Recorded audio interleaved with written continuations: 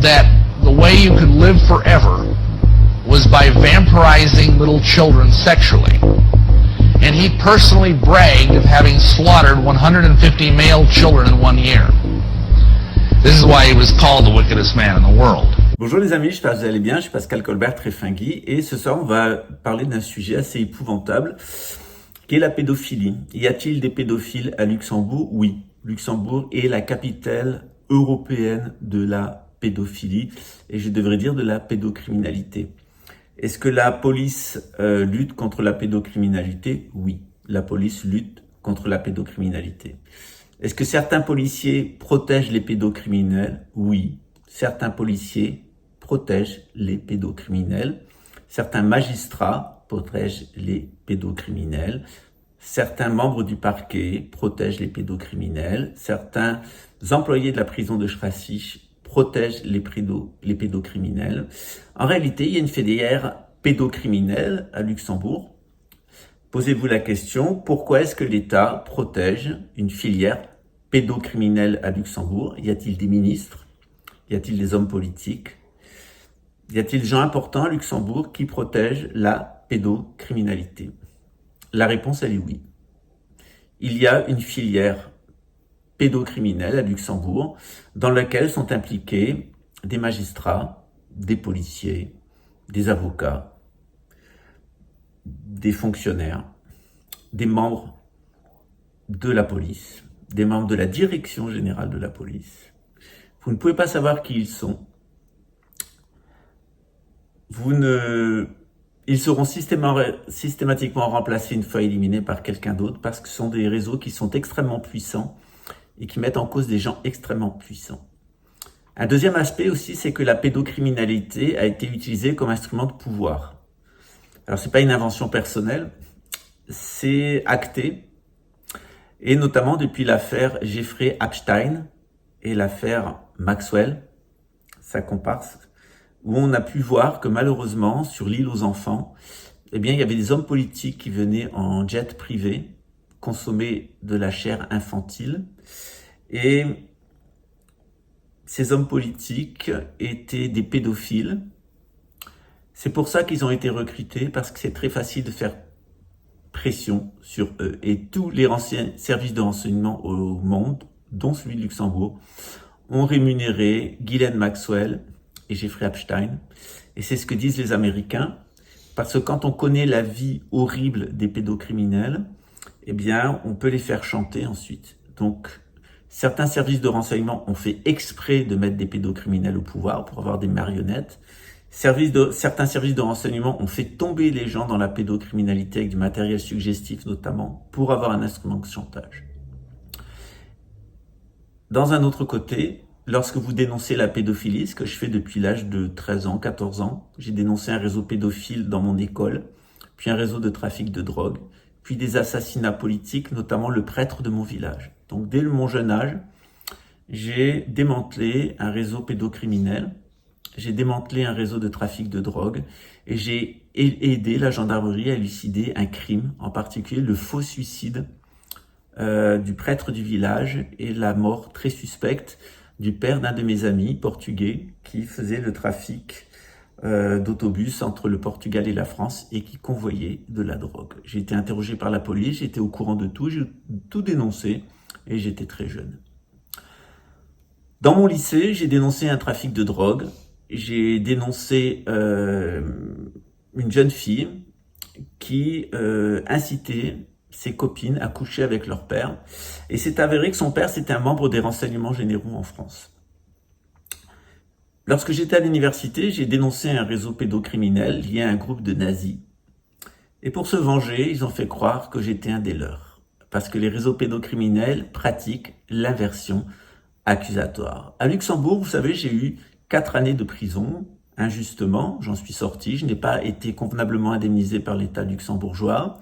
L'État luxembourgeois a manqué à sa parole. L'État luxembourgeois accepte que les scellés aient été volés à l'intérieur du palais de justice, c'est-à-dire que j'ai du matériel pour environ 6-7 000 euros qui a été volé par des policiers à l'intérieur du palais de justice et l'État luxembourgeois fait traîner les choses et ne donne pas droit à mes demandes parce que quelqu'un à l'intérieur de la direction générale de la police Et je pense notamment au commissaire Christian Kiefer, qui a travaillé sur cette enquête et qui l'a sabordée. Il a fallu des années pour qu'on arrête le coupable. Et le commanditaire de l'assassinat de Camille Colbert n'est toujours pas en prison, est en liberté. Et il faut poser la question à la direction générale de la police. Pourquoi Christian Kiefer a continué sa carrière à l'inspection générale de la police grand-ducale? Pourquoi là, il a continué à y mener une guerre contre moi avec des membres de la sécurité intérieure, des membres de l'armée, des membres de la police, jusqu'à essayer de m'assassiner ici au Brésil et de monter une cabale judiciaire contre moi avec des pédophiles. Ils ont envoyé un agent qui s'appelle Samuel Morel et ils ont rémunéré un pédophile et un autre agent ici qui s'appelle Raymond Witowski. Leurs liens sont directement tracés par les autorités brésiliennes jusqu'au Grand-Duché de Luxembourg. La question est pendant combien de temps notre grand-duc, Henri, que j'aime beaucoup, lui et sa famille, beaucoup de respect, va accepter que la police grand-ducale, les pouvoirs régaliens grand-ducal, soient vérolés par une bande de pédophiles qui règlent leur compte personnel. Comme vous le savez, Camille Colbert, lorsqu'il a été assassiné, eh bien une Bible a été profanée avec un couteau, dessus était écrit pédophile, et l'écriture était 97% pour l'un, 94% pour l'autre, celle des frères de Camille. Un d'eux et l'autre, le commanditaire de son assassinat, ils n'ont jamais été inquiétés parce qu'ils sont protégés par la sécurité intérieure luxembourgeoise. Ils sont protégés par des personnes à la direction générale de la police. Lorsque je suis arrivé au Brésil, les Luxembourgeois m'ont calomnié auprès des autorités brésiliennes, tout comme les autorités françaises m'avaient calomnié lorsque je suis arrivé au Luxembourg. Mais grâce à Dieu, il y a un service de renseignement au monde qui fait plutôt bien son travail, qui est le service de renseignement des États-Unis d'Amérique, qui a permis aux Brésiliens de tout savoir sur moi, en particulier que je n'étais pas la personne qu'ils présentaient comme telle. Parce qu'ils n'ont pas aussi hésité à me présenter comme un pédophile, un trafiquant de drogue et un assassin. La question se pose, c'est de l'inversion accusatoire. Quand est-ce que Luxembourg va nettoyer sa police des menteurs comme Christian Kiefer, des voleurs comme Christian Kiefer et des assassins comme Christian Kiefer? Et je ferai une vidéo spéciale sur le commissaire principal Christian Kiefer. Je l'ai déjà fait dans un de mes livres et je vous en dirai plus sur ce personnage qui a été protégé par des pédophiles à l'intérieur de la direction générale de la police. Christian Kiefer, à qui ces réseaux pédophiles ont demandé de falsifier l'enquête de Camille Colbert, de faire une fausse enquête. Ça a coûté des millions d'euros à l'État luxembourgeois. Ça a coûté une petite fortune à l'État brésilien. Et ça a coûté pas mal d'argent aux États-Unis d'Amérique parce que même Christian Kiefer a été espionné par le renseignement américain, notamment sur ses activités auprès de prostituées en Amérique centrale. Il y a à Luxembourg des gens que j'adore et des gens exceptionnels. Ils sont partout et c'est la majorité des Luxembourgeois. Et il y a des gens qui sont de véritables ordures. Et quand on y regarde de près, eh bien, ils sont rarement des vrais Luxembourgeois. C'est-à-dire leur père et leur mère ne sont pas luxembourgeois, ou un des deux ne l'est pas.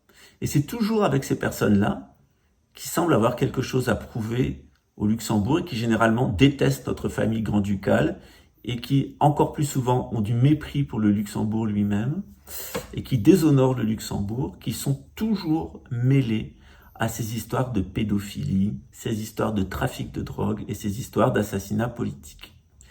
Comme cette mouche qui vient de me passer plusieurs fois sur la figure, eh bien, on a à Luxembourg des parasites. Ces parasites, ils sont à l'intérieur de l'État, ils sont à l'intérieur de nos institutions, ils déshonorent nos institutions. Christian Kiefer a déshonoré la police grand-ducale, il a déshonoré la gendarmerie grand-ducale, il a déshonoré l'armée grand-ducale et il a déshonoré le Grand-Duché de Luxembourg. Il est un déshonneur pour ce pays. Cette personne est maintenant à la retraite, il n'a jamais été inquiété et pourtant, il n'a pas été en mesure de solutionner l'assassinat de Camille Colbert à l'époque parce qu'il ne le souhaitait pas et parce qu'il était lui-même lié à un réseau pédophile qui était le donneur d'ordre. Alors c'est encore une question que je pose à la direction générale de la police et notamment à l'inspection générale des services. Pendant combien de temps vous allez supporter d'avoir des pédophiles et un réseau d'influence pédophile dans vos rangs? Dans ce contexte de la pédocriminalité, on l'a vu en France et d'ailleurs en Europe dans les affaires Witowski, c'est une famille qui est très impliquée dans la pédocriminalité. Et il ne faut pas s'étonner que l'agent de la DGSE, Raymond Witowski, ait été recruté par la sécurité intérieure luxembourgeoise pour venir me nuire ici. Et d'ailleurs, il a fédéré autour de lui un réseau pédophile lié à l'extrême droite nazie, parce que lui-même a des liens familiaux avec la Shoah. C'est toujours très joli chez les pédophiles, entre guillemets, joli. Eh bien, le plus épouvantable dans cette histoire, on l'a vu dans plusieurs affaires en Belgique, et on l'a vu dans l'affaire Witowski, des personnes qui sont chargées de lutter contre la pédocriminalité sont eux-mêmes des pédocriminels. Et ils sont là justement pour faire illusion, pour, eh bien, enterrer les affaires, et surtout ils sont là pour créer de fausses affaires de pédophilie contre les personnes que les réseaux pédophiles trouvent gênantes. De plus en plus, dans les années à venir, eh bien, vous allez entendre parler de pédocriminalité. Un de mes amis a été injustement accusé d'avoir des fichiers pédocriminels sur son téléphone, et les analyses qui ont été faites en Allemagne et au Brésil montrent que la contamination de son téléphone a été faite depuis le Grand-Duché de Luxembourg. Il y avait une personne dans mon entourage qui a démasqué Samuel Morel et qui a démasqué Raymond Witowski, deux agents payés par la sécurité intérieure luxembourgeoise qui avaient leurs entrées au consulat de France, au consulat d'Allemagne. Le consulat d'Allemagne a assassiné son mari homosexuel. Ils étaient tous les deux dans des réseaux pédocriminels et de trafic de drogue et de trafic d'influence. Et ils étaient évidemment en contact avec le consul de Luxembourg au Brésil.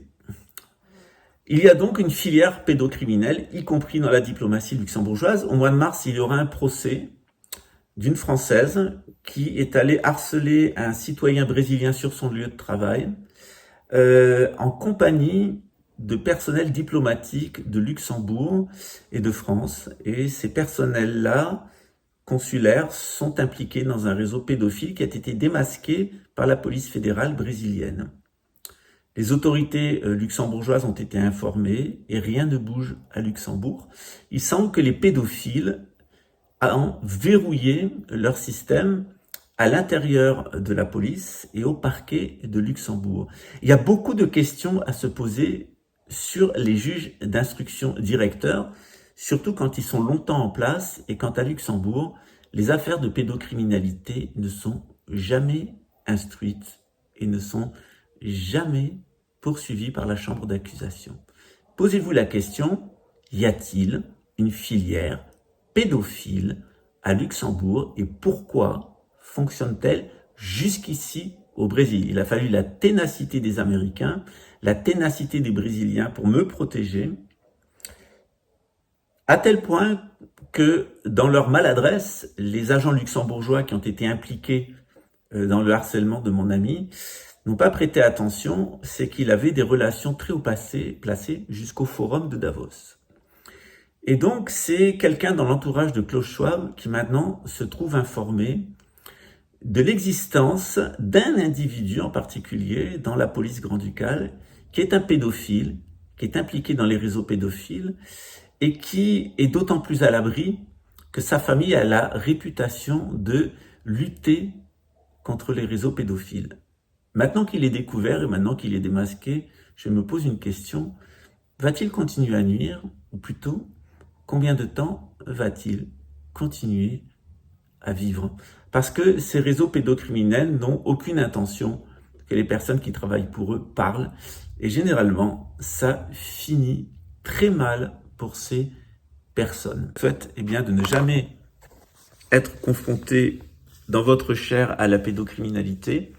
Moi, c'est tout à fait accidentellement que je me suis frotté à la pédocriminalité, au trafic de drogue et à la pourriture des services de renseignement et la gangrène à l'intérieur de l'État qui détruit l'État lié à ces réseaux.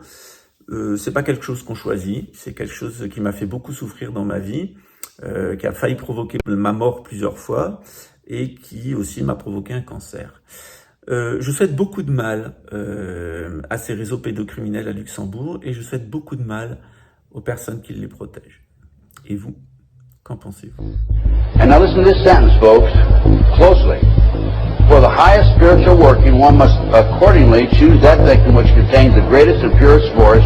A male child of perfect innocence and high intelligence is the most satisfactory and suitable system. We're talking about human sacrifices.